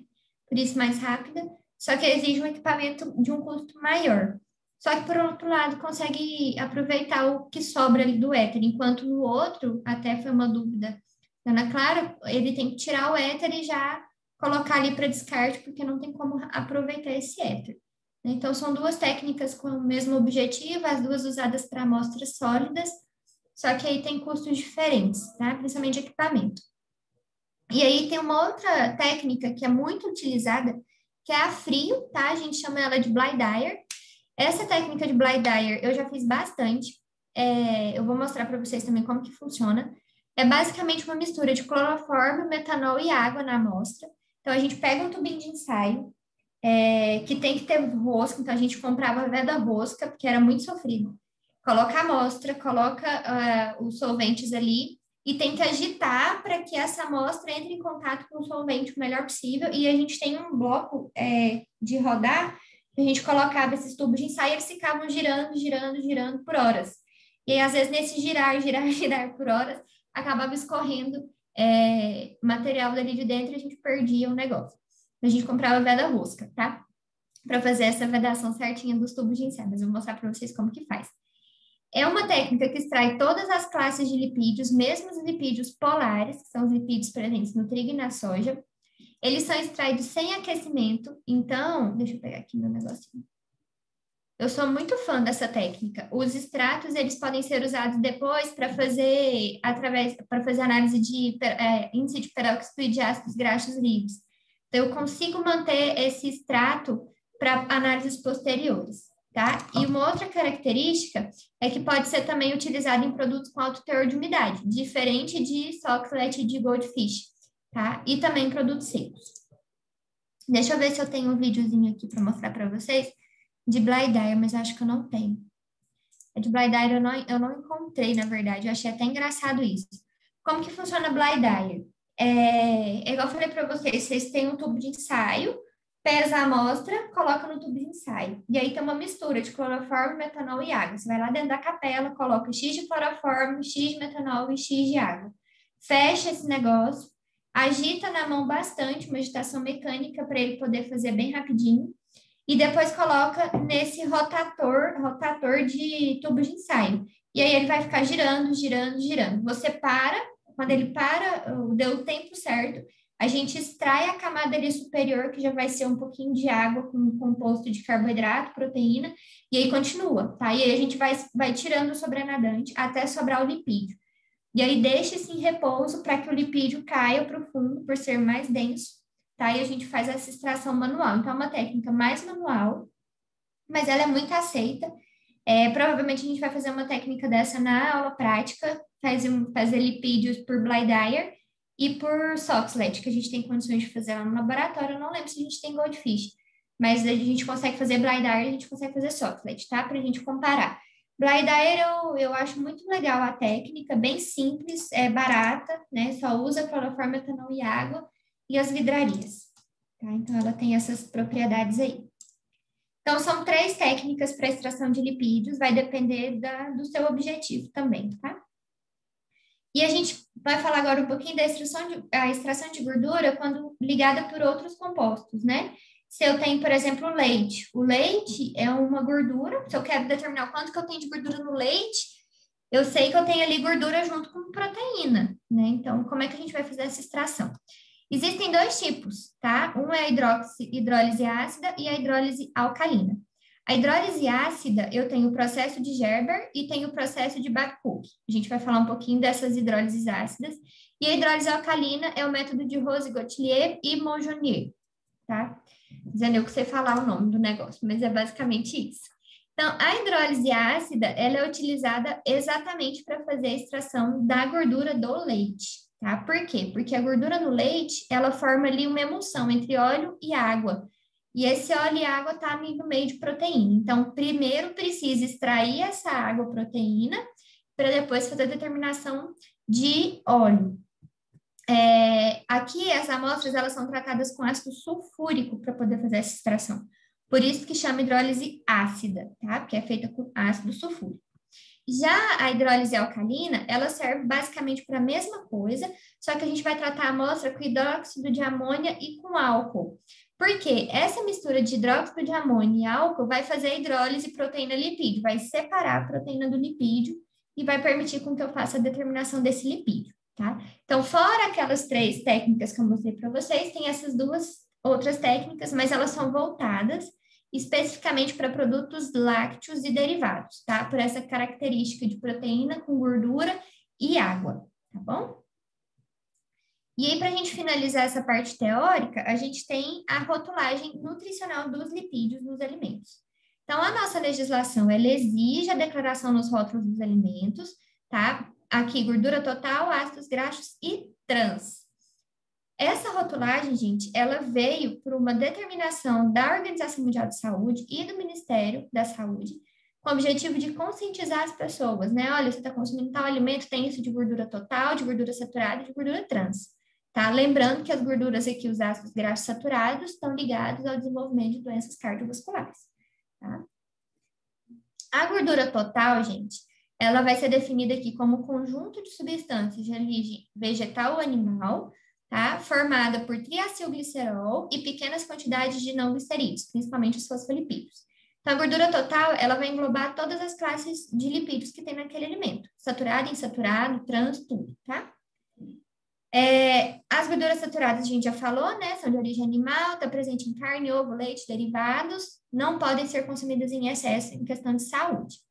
As gorduras trans são encontradas basicamente em alimentos industrializados, e aí para essas gorduras trans a gente não tem um percentual lá de valor diário na tabela nutricional que a gente falou, porque não tem um valor de referência para o consumo dessa gordura, tá? Aqui fala, uma vez que o consumo desse tipo de gordura sequer se faz necessário ao nosso corpo, e seu consumo não deve ser incentivado. Aqui, então, são 2 gramas por dia que a gente não pode estabelecer. Aí eu estava na dúvida em questão de unidade, são 2 gramas por dia. De onde foi estabelecido isso, gente? De estudos epidemiológicos que entenderam que 2 gramas por dia é o limite máximo do consumo de gordura trans na alimentação, tá? A OPA, gente, apresentou aí recomendações em 2007 para diminuir gordura trans produzidas nas indústrias e planejou aí estabelecer um prazo com o Grupo das Américas para reduzir esse consumo de gordura trans. Bom, recomendou então que a sua presença de trans não fosse maior que 2% total em óleos e margarinas e 5% total de gordura nos alimentos industrializados. A gente acha que é pouco, gente, 5% total da gordura do alimento industrializado, Mas é muita coisa se a gente for somar isso, o consumo ao longo do dia, ao longo dos meses, ao longo do ano. Tá? Então, existe uma mobilização de políticas públicas para fazer a redução do consumo, principalmente de gorduras trans na nossa alimentação. Podem reparar que em alguns rótulos, inclusive, vem algumas informações, tipo livre de gordura trans. E aí a gente precisa ficar atento ao rótulo para saber se tirou gordura trans e colocou açúcar, por exemplo, carboidrato, se tirou gordura trans e colocou sódio, tá? A gente precisa ficar de olho nisso. Mas por isso que a legislação, a rotulagem de alimentos aí é um mundo, assim, que vive de mudanças e de descobertas, porque cerca de um lado eles tentam ir para outro, né? E por aí vai. Bom, quando vocês verem no rótulo dos alimentos, gordura parcialmente hidrogenada, gordura vegetal parcialmente hidrogenada, gordura vegetal hidrogenada, óleo vegetal parcialmente hidrogenado, óleo vegetal hidrogenado, óleo hidrogenado e gordura parcialmente hidrogenada ou interesterificada, vocês podem saber, gente, gordura trans, tá? Tudo que tiver essa palavra hidrogenada, gordura trans, tá? Tomem bastante cuidado. A gente ainda não tem uma uniformização de como que deve ser feita a análise dessas gorduras nos alimentos, tá? Nos nossos laboratórios, a gente ainda não tem essa padronização. A gordura total dos alimentos, para estabelecimento de rótulo nutricional, pode ser feito por gravimetria, que são essas técnicas que nós falamos hoje, tá? De extrair o composto desejado, de extrair o lipídio e determinar ali por peso, né, esse lipídio que foi extraído. Pode ser feito assim, tá? A legislação permite que isso aconteça. Para a gordura total, tá? E aqui uma coisa que eu achei super interessante é isso aqui, ó. Para a nossa legislação, gente, os teores de ácidos graxos saturados e trans podem ser declarados como zero quando eles estão presentes em até 0,2 gramas na porção. Na porção, tá? Então, quando vocês pegam um alimento, vocês podem olhar lá no rótulo, vem falando de porção. Às vezes, gente, por exemplo, aqueles salgadinhos de pacote, eles vêm, eu não sei se são 75 gramas, e eles colocam que a porção são 40 gramas, uma coisa assim. Então, ou seja, uma coisa que às vezes é uma embalagem individual, tem 2 porções, né? Então, a gente tem que tomar muito cuidado com o rótulo. E aí, se está em quantidade menor que 0,2 gramas, a indústria pode colocar que é zero. Tá? E 0,2 gramas na porção pode ser, se forem 2 porções consumidas, 0,4 gramas, que dá 400 miligramas. Então, é muita coisa, tá? Para a gordura total, gente, isso aqui pode ser 0,5. Então, se eu tenho 0,5 gramas, ou seja, 500 miligramas de gordura, eu vou falar que eu tenho zero, tá? A legislação permite isso. Bom, quanto aos ácidos graxos monoinsaturados ou poli e o teor de colesterol, é opcional se vai declarar que tem ou que não tem, tá? De acordo com uma portaria aí, número 27. Quando a gente fala que tem ou não tem na embalagem, vocês já devem ter visto, possui ômega 6, possui ômega 3, ou esse alimento é livre de colesterol. Gente, eu não sei se vocês lembram, mudando de assunto um pouco. Teve uma época que estava vindo em óleo de soja, que era um alimento livre de colesterol. Vocês lembram disso? Alimento sem colesterol, livre de colesterol. O que acontece? Aonde que a gente tem colesterol? Gorduras de origem animal, certo? Nós temos colesterol em gorduras de origem animal. E aí a indústria começou a colocar que o óleo de soja era livre de colesterol, que a margarina era livre de colesterol. E aí deu um rebuliço nessa parte de rotulagem. Porque é óbvio que o óleo de soja é sem colesterol, é uma gordura vegetal, não tem colesterol, tá? Então, isso aí foi o maior problema. Não pode mais, os alimentos de origem vegetal não podem conter a informação de que são livres de colesterol, porque isso é inerente ao alimento, ele não tem colesterol, tá? E aí, essa questão aqui da indústria, né, da embalagem, informar se o alimento ele tem ácido graxo monoinsaturado ou poliinsaturado ou teor de colesterol, é opcional. Mas, se o rótulo do alimento, a embalagem dizer que o alimento possui um ômega 3 ou possui um ômega 6, aí é obrigado ter lá na informação nutricional a quantidade, tá? Então, se colocou isso na embalagem, é obrigada a ter na declaração da rotulagem, tá bom? Esse aqui a gente já falou. E aqui o que eu falei para vocês, o que a gente vai fazer. Então, vocês vão pesquisar qual o melhor óleo ou gordura para uso culinário, tá? Aí vocês podem pesquisar, inclusive assim, eu sei que é uma dúvida de vocês. Quando vocês forem pesquisar, vocês vão ver que existem diferentes pontos de vista, tá? E aí, o objetivo aqui é que vocês façam a busca e que comecem a construir o pensamento de vocês sobre essas coisas. Então, vocês vão colocar lá introdução, metodologia, resultado, discussão, conclusão e as referências bibliográficas para o dia 30 de março. Então, hoje é dia 16, tem 15 dias pela frente.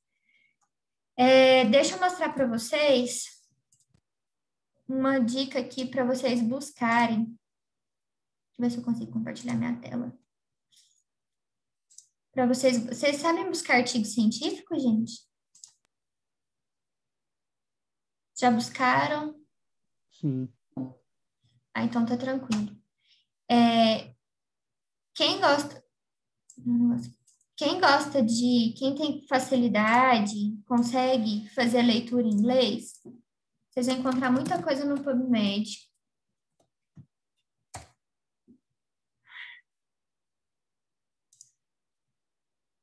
E tem o Medline também. Professora, essa pesquisa é para entregar?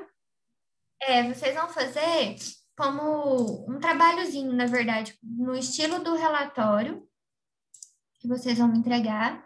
Só que a pesquisa que vocês vão fazer vai usar a pergunta norteadora. Qual o melhor óleo para uso culinário? Aí eu vou colocar para vocês isso daqui lá no AVA. Professora, a gente pode pesquisar. Vocês estão vendo minha tela, né? Sim. Vocês podem pesquisar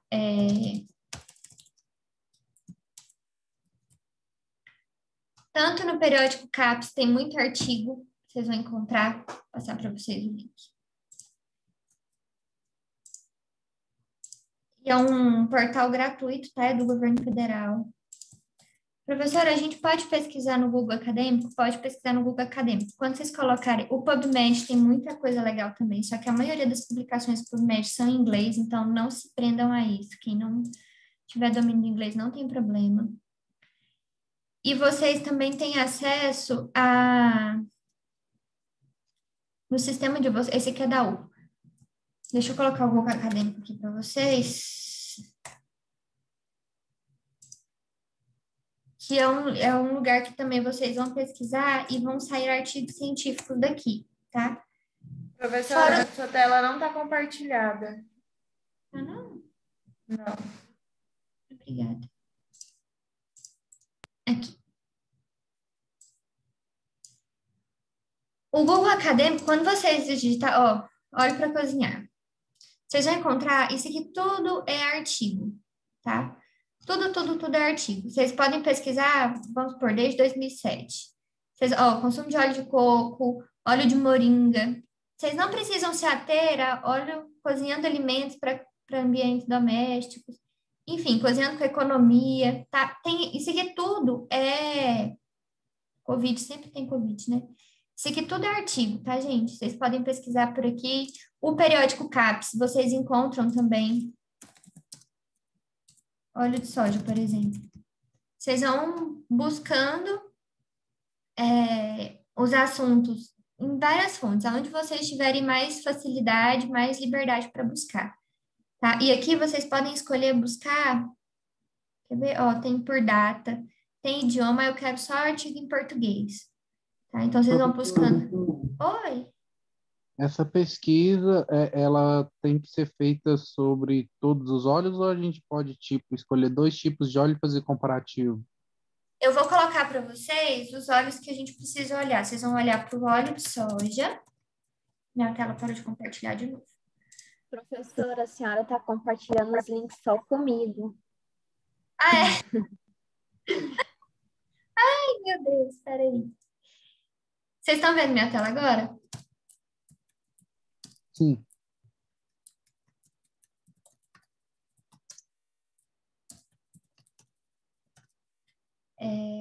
Banho de porco. Qual que era o outro óleo, gente? Qual que a gente mais conhece? É o soja, milho, óleo de canola, óleo de coco, banho de porco, margarina e manteiga. Azeite. E azeite. Tá, esqueci. Tá, tem... Aí vocês vão... O que vai ser o mais fácil de vocês fazerem?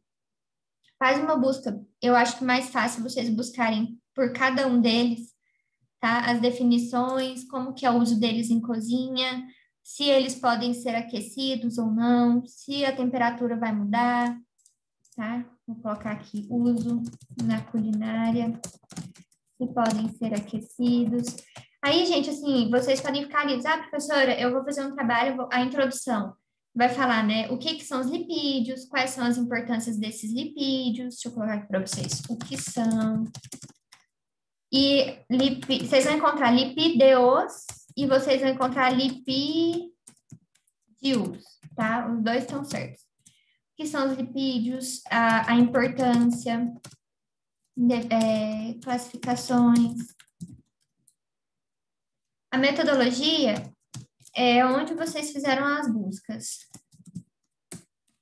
Fizeram a busca bibliográfica. Posso usar livro? Pode usar livro, não tem problema nenhum, tá? Eu estou trazendo para vocês a opção dos artigos da biblioteca virtual para vocês não saírem de casa. Onde fizeram a busca bibliográfica. Então, por exemplo, eu busquei, a busca foi feita no periódico CAPES, no portal CAPES, utilizei artigos em português, tá? E artigos dos últimos 5 anos, por exemplo, tá bom? Vocês vão só descrever como que foi feita essa busca. Os resultados, como que é o uso, se podem ser aquecidos, as características nutricionais, o que mais vocês acharem relevante. E a discussão vai vir um ponto de vista de vocês, tá? O ponto de vista para discutir qual seria o melhor. Aí eu vou perguntar para vocês, será que tem o melhor? Aí é o que vocês vão discutir. E as referências bibliográficas. E aí eu vou colocar para vocês o campinho de tarefa lá no Ava, porque daí vocês conseguem postar lá para mim também. Deixa eu mostrar aqui para vocês de novo. Então, aqui, gente, ó, vocês conseguem buscar o periódico CAPES. Eu vou compartilhar o link com todo mundo. Então, vocês conseguem buscar por assunto, por livro, por base. Tem então, um universo aqui de pesquisa para vocês começarem a fuçar. É claro que, por exemplo, olha só, estudo empírico da degradação de óleo de soja relacionado com a sua constante dielétrica. Tem coisa que a gente não pode falar. Produção de sabão. Tem de tudo, tá? Vocês vão ver que tem um mundo de pesquisa aqui para a gente descobrir. Vocês vão ter muita informação importante aí, nova. O PubMed é excelente, o site de pesquisa, mas geralmente são pesquisas em inglês. Tá? Vocês já devem ter ouvido falar, né, de revista super famosa, que é a Nature, o JAMA. Então, por exemplo, essas definições, inclusive a nível de Covid, agora está tudo saindo aqui na Nature e no JAMA. Até me falaram que se é uma publicação na Nature, eu vou pesquisar depois. Então, é aqui que a gente tem acesso a esses periódicos, tá, gente? Super importante. Aqui, ó. Aqui tá falando do caso do aumento da mortalidade no Covid, aqui numa linhagem B117. Então, assim, são revistas, Pandemic Burnout, tem todos os assuntos do mundo que vocês imaginarem nessas revistas. E tem a plataforma do periódico CAPES, ele é do nosso Ministério da Educação. E, se eu não me engano, eu vou entrar na biblioteca de vocês, da União Evangélica. Se eu não me engano, vocês também, pela minha biblioteca, vocês têm acesso a isso, tá? Alguns periódicos que são pagos. Tá bom, Valéria. Recebi sua mensagem aqui. Então, vale muito a pena vocês darem uma olhada, tá, gente? Deixa eu compartilhar o link com todo mundo. vocês vão fazendo uma série de descobertas aí durante essas pesquisas, que é a parte mais interessante. Esse aqui é para todo mundo. O PubMed. O que não vale, gente, é a gente usar minha vida, site da UOL, essas coisas, tá bom? Aí não vale, não. Mas tem que ser base científica ou livro, tá? Dúvida, gente?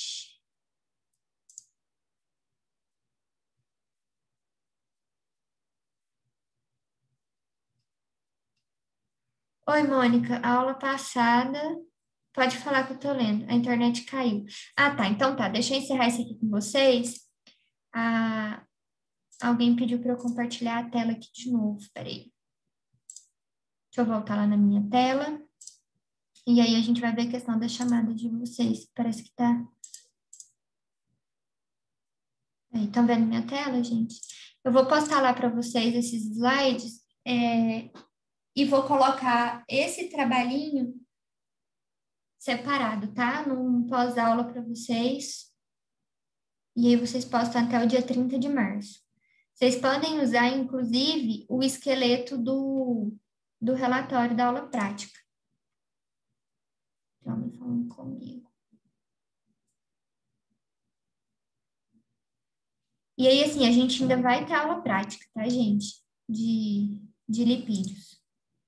Eu trouxe para vocês os vídeos até para esclarecer, para a gente não ficar falando uma coisa tão teórica enquanto a gente está explicando a técnica. Certinho? Dúvidas?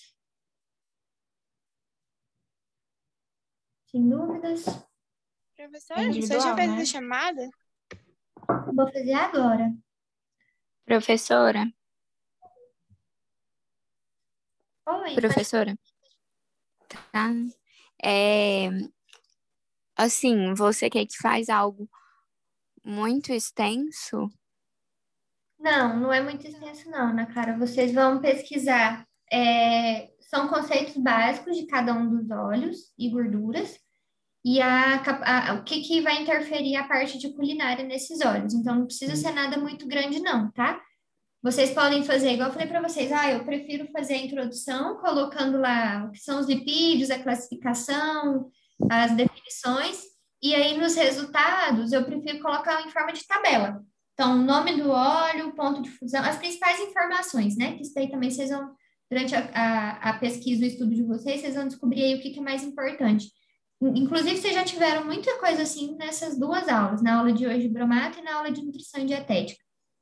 Pode apresentar em forma de quadro? Pode apresentar em forma de quadro, tá? O que eu vou querer entender de vocês é o raciocínio, o que vocês entenderam desses óleos. A ideia de vocês sobre isso. Se quiserem apresentar o resultado como quadro, para ser mais sucinto, mais direto, não tem problema nenhum.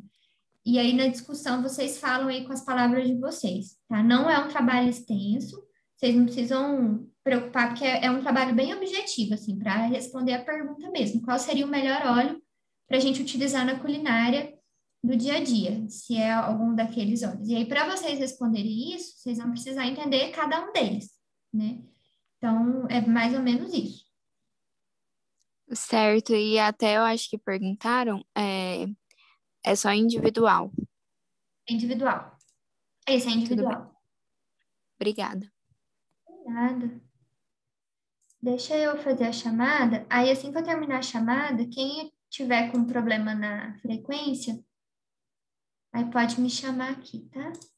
Vamos lá. Professora, só te avisar, a Eulália pediu para avisar que ela não está participando da aula porque ela está internada.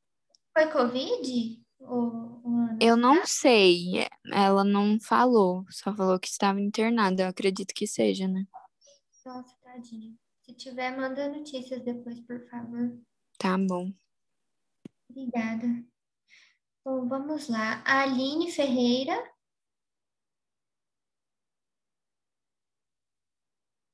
Aline tá aí, gente? Ana Carla. Presente. Ana Luísa. Presente. Anderson, A Aline tá com problema na conexão, professora, e tá caindo a internet dela toda hora. quem, Ela tá Natanel? entrando. A Aline. Aline? Tá. Ela tá com problema na Ela conexão. estava presente, ela até estava perguntando, ela estava presente. Tá, É porque a obrigada. internet dela caiu de novo. Tá bom. Obrigada. Ana Luísa? Ana Luísa tá aí? Presente. Obrigada. Anderson respondeu já. Ana Carolina Martins? Não? Ana Clara está. Presente. Anne Beatriz? Presente. Cindy? Cindy não tá aí não, gente? Daiane Costa? Também não. A Daniela, acho que foi a Daniela que mandou recado também. Presente. Daniela Rodrigues, tá aí. Daiane da Silva Rodrigues. Não?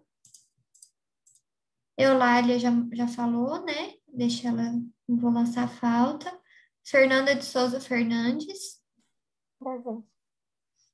Obrigada. Fernanda Lobo Martins.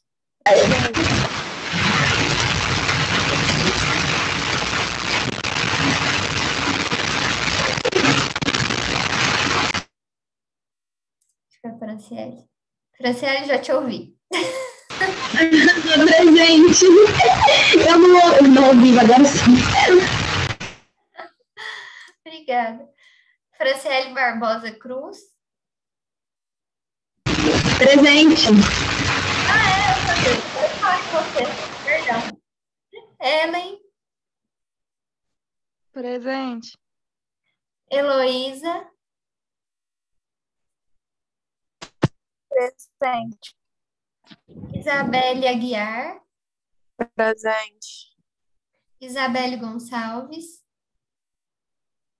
Presente. Jéssica Assis. Presente. Júlia Andrade. Presente. Lana Boschi. Loboski. Desculpa, Lana. A Lana falou comigo também, né? Presente. Lídia Raquel. Presente. Luanda. Presente. Marcela. Presente. Mônica. A Mônica Tá está no com chat. ela no áudio. Obrigada. Mariana. Presente. Micaelen. Presente. Milena Macedo. Presente. Milena Lúcio. Presente. Natanael tá aí. Presente. Pamela Munique. Presente. Tamara. Presente. Sara.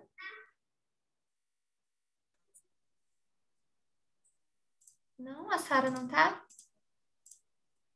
Tieme. Presente. Valéria. Vitória. Presente. Walina Presente. e o Érica. Presente. Então, deixa eu recapitular aqui. Professora, a Valéria tá presente, viu? Só que ela tá Valéria com tá? problema. Ela Obrigada. manda mensagem no No bate-papo. chat. Obrigada. Ana Carolina Martins não está, né? Cindy também não está. Daiane Costa, Rita Fernandes e Daiane da Silva. A Oi. Daiane Costa, ela não faz essa disciplina. Ah, tá. Acho que ela ainda não saiu aqui, mas ela tá dispensada da disciplina, né? Isso. Obrigada. Fernanda Lobo não tá aí também não, né? Tô aqui, professora. Foi porque na hora que a Franciele ligou o áudio, eu acho que não deu para Ah, escutar. tá. Obrigada, Fernanda. E a Sara? Não? Tá bom, gente. Obrigada, viu? Boa noite para vocês. Quem quiser ver comigo questão de frequência, pode ficar aí. Quem que era mesmo que falou comigo no começo da aula? Foi a Fernanda. Deixa eu ver aqui, Fernanda. Na aula da semana passada...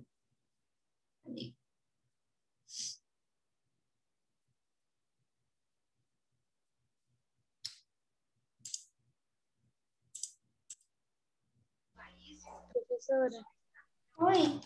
posso fazer uma pergunta? É rapidinho sobre nutrição e dietética? Que lá no trabalho... Pode falar agora? Pode. Lá no trabalho, estava falando que é no roteiro, né? Que é pra gente fazer o VET, aí depois fala para analisar. O que seria esse analisar lá, depois que a gente preencheu as tabelas? É porque você vai fazer você vai calcular o VET, né, o gasto energético total, e você depois faz o cálculo do recordatório da anamnese, não é? Uhum. Essa análise o GET, o gasto energético total, tá igual ou tá diferente do que essa pessoa consome pela anamnese? Quando você compara o GET e o cálculo do VET daquela dieta, tá parecido, tá muito diferente? É essa análise. Entendi. Obrigada. Por nada. Fernanda, eu tô procurando aqui de que dia que é essa falta. Você sabe de que dia que é? Professora, eu tô com 4 faltas na sua disciplina. Não sei que dia, porque eu não faltei nenhum. É de um dia aqui, na verdade, porque um dia são 4 faltas. Deixa eu procurar aqui, ver se eu acho de que dia que é.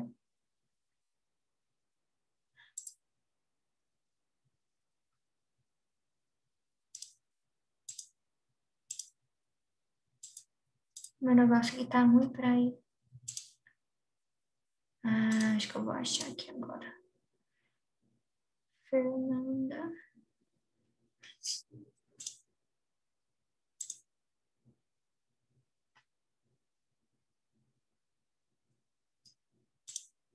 Dia 2 e dia 9 você estava presente. Tá contando. Aqui também tá presente. Vamos ver dia 2 e 3. Tá contando dia 9 de março, Fernanda. Foi na semana passada. Eu estava presente. Tá bom, eu vou conferir aqui, já corrijo aqui, tá bom? Tá bom, obrigada. Por nada. Tem mais alguém, meninas, que tá com erro de lançamento? Não? Tá tudo certo? Então tá bom. Obrigada, tá, pela aula de hoje. Eu vou colocar o material para vocês no AVA. Qualquer dúvida, estou à disposição de vocês. Professora, tá me ouvindo? É o seguinte, eu estou me contando. Eu tenho uma dúvida sobre os olhos em relação ao processo deles, né? Porque geralmente eles são refinados, né? Isso não seria digamos assim, um ponto negativo